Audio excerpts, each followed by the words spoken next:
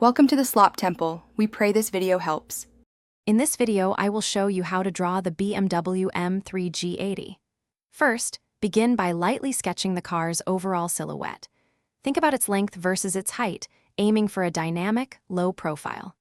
Next, define the main body shape, paying close attention to the roofline and the general flow. Finally, mark out the positions for the wheel arches, ensuring they are evenly spaced and proportional to the body. Now let's refine the body. Carefully draw the M3's iconic large kidney grille and the sharp, narrow headlights. Move on to the aggressive front bumper, detailing the large air intakes that give the car its powerful look. Then, sketch the side skirts and the distinct character lines along the doors, which add depth and realism to your drawing. Pay attention to the subtle curves.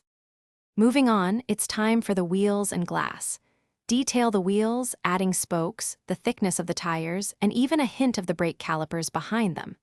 Next, sketch the windows, including the windshield and rear window, ensuring their angles are correct.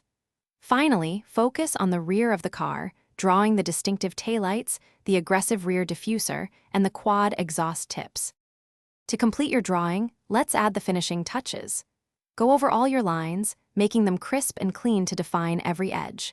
Now, introduce shadows and highlights to give your M3 G80 drawing a three-dimensional look, showing its curves and contours. For an extra touch of realism, consider adding subtle reflections to the paintwork, making it appear shiny and new. Thanks for watching. Consider subscribing if we helped you.